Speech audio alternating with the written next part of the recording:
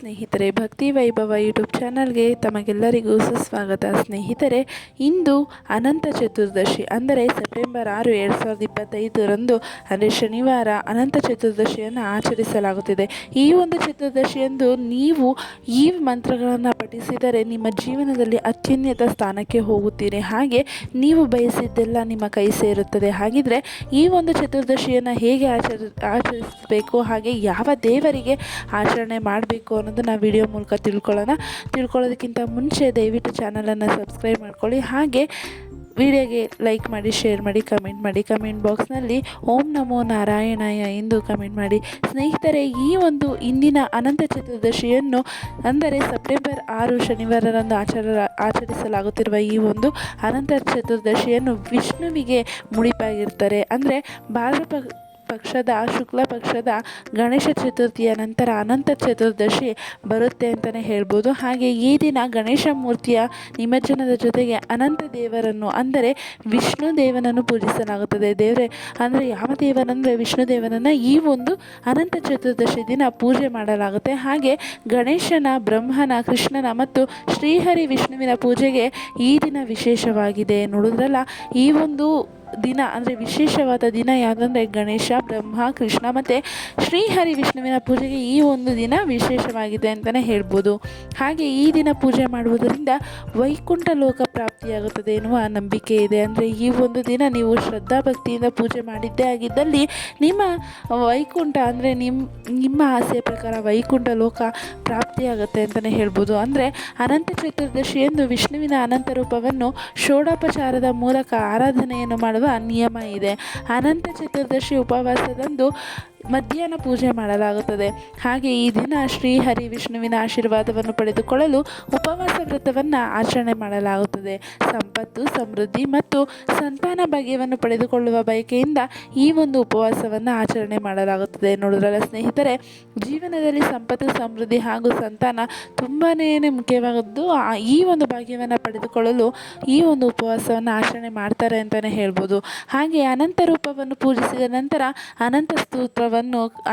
ಅನಂತ ಸೂತ್ರಗಳನ್ನು ನೀವು ಕೈಗಳ ಮೇಲೆ ಕಟ್ಟಿಕೊಳ್ಬೇಕಾಗುತ್ತೆ. ಪುರುಷರು ಬಲಗೈ ಮೇಲೆ, ಮಹಿಳೆಯರು ಎಡಗೈ ಮೇಲೆ ಕಟ್ಟಿಕೊಳ್ಳುತ್ತಾರೆ. ಅನಂತ ರಾಖಿಯು ಕುಂಕುಮ ಬಣ್ಣದ ಹತ್ತಿ ಅಥವಾ ರೇಷ್ಮೆಯ ದಾರವಾಗಿದೆ ಮತ್ತು 14 ಗಂಟುಗಳನ್ನು ಒಳಗೊಂಡಿರುತ್ತದೆ. ಈ ಎಲೆಗಳಿಂದ ಅನಂತವನ್ನು ರಚಿಸಲಾಗುವುದು ಅಂತಲೇ ಹೇಳ್ತಾರೆ.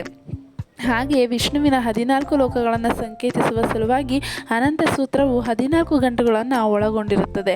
ಬ್ರಹ್ಮಾಂಡದ ಆರಂಭದಲ್ಲಿ ಅನಂತ ದೇವರು 14 ಲೋಕಗಳನ್ನು ಸೃಷ್ಟಿಸಿದನು ಎನ್ನುವುದನ್ನು ಇದು ಸೂಚಿಸುತ್ತದೆ. ನೋಡಿದ್ರಲ್ಲ ಸ್ನೇಹಿತರೆ, 14 ಗಂಟುಗಳ ದಾರಗಳು ಏನನ್ನು ಸೂಚಿಸುತ್ತದೆ ಅಂದರೆ ಅನಂತ ದೇವರು 14 ಲೋಕಗಳನ್ನು ಸೃಷ್ಟಿಸಿದ್ರು ಅನ್ನೋದನ್ನು ಸೂಚನೆ ಮಾಡುತ್ತೆ ಅಂತಲೇ ಹೇಳ್ಬೋದು.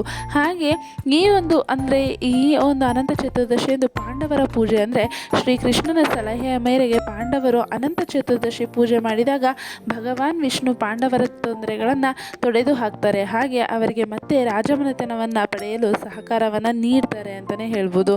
ಹಾಗೆ ಅನಂತ ಚತುರ್ದಶಿಯ ಒಂದು ಕಥೆ ಏನಪ್ಪ ಅಂತಂದರೆ ಕೌಂಡಿನ್ಯ ಮತ್ತು ಅವನ ಹೆಂಡತಿ ಶೀಲಾಳ ಕಥೆಯನ್ನು ಶ್ರೀಕೃಷ್ಣನು ಅನಂತ ಚತುರ್ದಶಿ ಎಂದು ಯುಧಿಷ್ಠಿರನಿಗೆ ಹೇಳ್ತಾರೆ. ಈ ದಿನ ವಿಷ್ಣುವಿನ ಕಥೆಯನ್ನು ಉದಯ ದಿನಾಂಕದ ಪ್ರಕಾರ ಹೇಳಲಾಗುತ್ತದೆ. ಹಾಗೆ ಅನಂತ ದರವನ್ನು ಕಟ್ಟಲು ಒಂದು ಮಂತ್ರ ಕೂಡ ಇದೆ. ಆ ಮಂತ್ರ ಯಾವುದು ಅಂತ ಅಂದರೆ ಅನಂತ ಸಂಸಾರ ಮಹಾಸುಮಾದ್ರೆ ಮಗ್ರಂ ಸಮುಭ್ಯ ಧರ ವಾಸುದೇವ ಅನಂತ ರೂಪೇ ವಿನಿಯೋಜಯಸ್ವ ಹ್ರಾನಂತ ಸೂತ್ರಾಯ ನಮೋ ನಮಸ್ತೆ.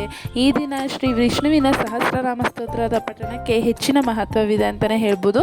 ಹಾಗೆ ಈ ದಿನವನ್ನು ಬ್ರಹ್ಮಾಂಡದ ಸೃಷ್ಟಿಕರ್ತ ಬ್ರಹ್ಮನಿಗೆ ಭಕ್ತಿಯ ದಿನವೆಂದು ಪರಿಗಣಿಸಲಾಗುತ್ತದೆ. ಇದರೊಂದಿಗೆ ಈ ದಿನ ಗಣೇಶನ ವಿಗ್ರಹವನ್ನು ಕೂಡ ನಿಮಜ್ಜನೆ ಮಾಡಲಾಗುತ್ತದೆ ಅಂತಲೇ ಹೇಳ್ಬೋದು. ಹಾಗೆ ಈ ಒಂದು ದಿನ ಯಾರು ಉಪವಾಸವನ್ನು ಕೈಗೊಂಡು ನೀವು ವ್ರತವನ್ನು ಆಚರಿಸ್ತೀರೋ ಅವರಿಗೆ ಒಂದು ವೈಕುಂಠ ಪ್ರಾಪ್ತಿಯಾಗುತ್ತದೆ. ಅಂದರೆ ಯಾರು ಪ್ರತಿ ವರ್ಷ ಅಂದರೆ 14 ವರ್ಷಗಳ ಕಾಲ ಅನಂತ ಚತುರ್ದಶಿ ಎಂದು ಉಪವಾಸ ವ್ರತವನ್ನು ವಿಧಿವತ್ತವಾಗಿ ಆಚರಿಸುತ್ತಾರೋ ಮತ್ತು ಪೂಜೆಯನ್ನು ಮಾಡುತ್ತಾರೋ ಅವರಿಗೆ ವೈಕುಂಠ ಪ್ರಾಪ್ತವಾಗುತ್ತದೆ ಎನ್ನುವ ನಂಬಿಕೆ ತುಂಬಾ ಇದೆ. ನೋಡೋದಲ್ಲ ಸ್ನೇಹಿತರೆ, ಅನಂತ ಚತುರ್ದಶಿ ಎಂದು ಉಪವಾಸವನ್ನು ಕೈಗೊಂಡು ಅಂದರೆ ವಿಷ್ಣು ದೇವರಿಗೆ ನಮಸ್ಕರಿಸಿ ಶ್ರದ್ಧಾಭಕ್ತಿಯಿಂದ ಪೂಜೆ ಮಾಡಿದ್ದೇ ಆಗಿದ್ದಲ್ಲಿ ನೀವು ಅಂದುಕೊಳ್ಳುವ ಕೈ ಕಾರ್ಯಗಳು, ಕೆಲಸಗಳು ಎಲ್ಲನೂ ಕಂಪ್ಲೀಟ್ ಆಗುತ್ತೆ ಅಂತಲೇ, ಒಳ್ಳೆಯದಾಗುತ್ತೆ, ನಿಮ್ಮ ಯಶಸ್ಸು ನಿಮ್ಮದಾಗುತ್ತೆ. ಹಾಗೆ ವೈಕುಂಠ ಪ್ರಾಪ್ತಿ ಸಿದ್ಧಿಯಾಗುತ್ತೆ ಅಂತಲೇ ಹೇಳ್ಬೋದು. ನೋಡಿದ್ರಲ್ಲ ಸ್ನೇಹಿತರೆ, ನೀವು ಕೂಡ ಈ ದಿನದಂದು ಸೆಪ್ಟೆಂಬರ್ 6, 2025 ಶನಿವಾರ ಅಂದರೆ